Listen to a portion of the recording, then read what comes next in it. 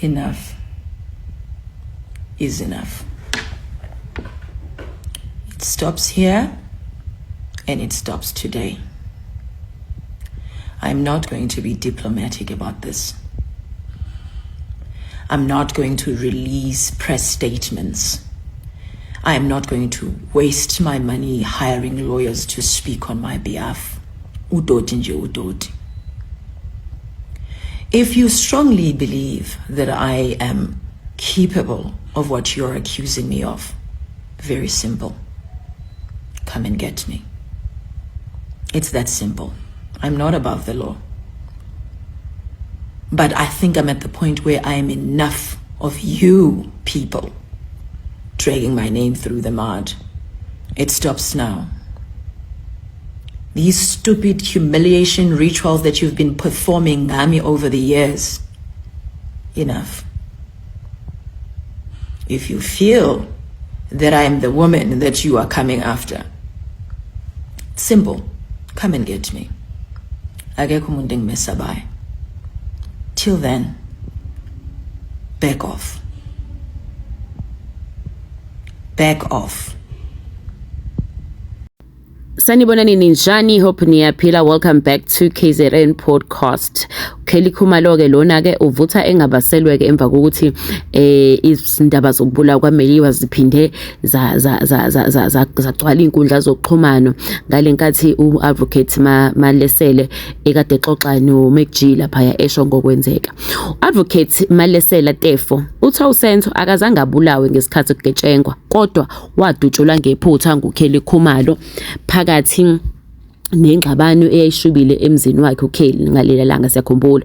uTefo uchaze kabanzi engxoxweni yakhe neMcG podcast and chill ngalokho ethi akwenzeka ngobusuku kwashona ngabo ukapteni weBafana uSenzo.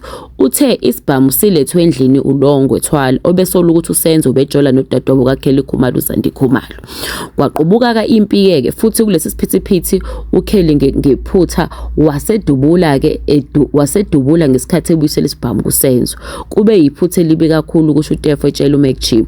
uKelly Khumalo wadubula wabulala uSenzo. Uthe uLongo okusolakala ukuthi wayedla izidakamizwa futhi ephozile wadubula phansi ngaphambi kokuba ahlulwe ngamandla waxoshwa nguSenzo. Isibhamu sidala ukulimala egobolondweni lenhlamvu esephumile uLongo. uSenzo ke wayesebuyela ngaphakathi kulapho wadutshulwa khona. uTefo uthi unencwadi efungelwe yasejele ngalongo esekela lokho akushoyo. Kube yiphutha elikhulu. uKelly Khumalo wadubula wabulala uSenzo. uTefo wenze lezi zinsolo nje ezifanayo ngesikhathi uqhubeka icala la ngo-2022 kodwa wahoxa ngemuva kokuxabana nejaji. Buyileke manje uTefo. Uthe isibhamu sisetshenziswa bekungesona isiboshelo umsolo kwamanje kodwa isibhamu i-38 revolver esixhumene nomshushisi uadvocate George Baloyi. Waze wathi isibhamu sifana sabulala indodana kaBaloyi ngo-2024. Ngo-2004 uTefo uthi uBaloyi wanika umdidiyelo womculo uChicco Thwala isibhamu bese sidlulisela kuLongo. Uphinde wathi uChicco noBaloyi bayizelama. Inkantolo ayikaze ikhulume ngale 38 revolver. Icala njengamanje ligxile kwesinye isibhamu kanti ngohlangolana iphoyisa lafakaza ngalesi sikhali. uTefo ke uvule icala ngomasengane soluBaloyi ngokufihla ukushona kwendodana yakhe nokunikeza isikhali ngokungemthetho. Akagcina ngakhe lapho ummeli uTefo uphinde wathi lo wayengukhomishana wamaphoyisa eGauteng uLieutenant General Elias Mayiwela wayehambisa izidakamizwa ebusuku ukuhlangana nempi enkulu yokuthunyelwa kwecocaine phakathi kukaBhekicele noKhehla Sithole ngo-2019. uTefo uphinde wakhuluma ngokuthunyelwa kwezidakamizwa inkohlakalo sezingeni eliphezulu yamaphoyisa nohlu olude lwezitho kubala kuzo ungqongqoshe wamaphoyisa uBhekicele, umngqongqoshe wezobulungiswa uRonald Lamula, umholi weFreedom Front Plus uPeter nomholi weEFF uJulius Malema. Ngasekuqaleni kwalenyanga sizokhumbula ukuthi ukhomishana wamaphoyisa kwaZulu-Natal uMnumzane Nhlanhla Mkhwanazi usole izikhulu zamaphoyisa nosopolitiki okuhlanganisa nabaseGauteng ngokuba nesandla ezikampanini ezidayisa izidakamizwa. Ukuhlala ejele kukaTefo kusola ngoNcwaba ka-2003 kuze kuzibandlela ka-2004 kwakunesihluku, wavalelwa ejele laseGosi-Mampuru cishe izinyanga ezintathu engathweswanga cala. Nakuba kamuva walahla icala lokuzama ukushaya, uthi kukhona owazama ukumdlisa ushevu nge-chicken licken okwabangela ukuthi izinzipho zakhe zome kwalimala nenhliziyo yakhe. Uthi wayethenjiswe 45 million isikhulu ukuthi aphume ecaleni. Kuthome engasinaki lesi sicelo safinyelela ku-100 million. Uthe bangu-11 abantu abaxhumene necala abashonile kubalwa nephoyisa lokuqala endaweni yesigameko nonkosikazi walo babezophonsa umbuzo ngaphansi kwebhasi, kusho Tefo. Icala lokubulala-ke labasolwa abahlanu lisazoqhubeka ngomhla ka-21 kuNtulikazi. uTefo uthi kuyicala lomgunyathi futhi ukholelwe ukuthi abameli abasolwa bakhokhelwa izigidi ukuze bangalwe. Yo guys, istory esade ngisifunda-ke regarding ama-development ecala likaSenzo Meyiwe. Siyamkhumbula songo-advocate Tefo usebuyile-ke manje nale insolo lezi futhi lezi ayeboshelwe zona nkosi yami manje. Kodwa-ke okusekudabisa kakhulu guys, mina nami bengakwazi ubaloyi kanti lo ayanommeli futhi umfowabo kaChicco Twala. Hayi ngeke lecala laSenzo Meyiwe bafethu aliyekho, ayikho lento. Kuyacaca ukuthi akekho umuntu oyophinda aboshwe ngaleli cala.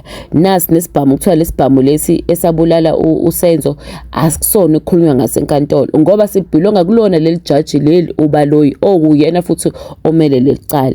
uTefo kuyakholela ekuthenini-ke laba meli abamele laba abahlanu bakhokhela imali enkulu ezigidi ukuze bangalwe ngoba balwe bayazi nabo kahle ukuthi laba bangaphakathi baboshelwe umahala, so batshelwe kodwa babalweli ngaphakathi. Abahlezi beshoshe bethi azange bambulala uSenzo. Siyacacisa uTefo ukuthi uKheli wambulala ngephutha. Bekade bexabana noLongwe. uSenzo waxabana noLongwe emsola ngokuthi ulala umdodebo kaKheli Khumalo uZande ngoba uLongwe ngalonkathi wejola noZande. Kwathi kuyahileziswana-ke ngesibhamu esasiphethwe uLongwe. Sase-ke uSenzo emhlula ngamandla uLongwe. Sadubula obondini waphuma wabaleka uLongwe. Wabuya uSenzo ngaphakathi. Esethi yabuya uKheli wamhendisha isibhamu esinikeza sibuyisela back. Shuthi phela sasihlohle ngoba uKheli akazi lutho wasiyadubuleka-ke ngephutha. Yo. But uKheli kusekhulumile kwathi hey usekhathele nelokho nimmatanisa if ukuthi niyazi ukuthi wambulala uSenzo umthathele nombopha-ke. Shuthi usho kanje ngoba uyazi ukuthi vele egcineni angeke aboshwe ngisho ngenzakalani. Those are-ke ama-developments akhona njengamanje regarding uSenzo icala laSenzo Meyiwe. Asazi ukuthi kuzokwenzakalani-ke manje ngoba phela kuTefo usehambile okhuluma-ke ehlelweni laMacG uzophinda abuyiselwe ejele, uzophinda aboshwe futhi asazi.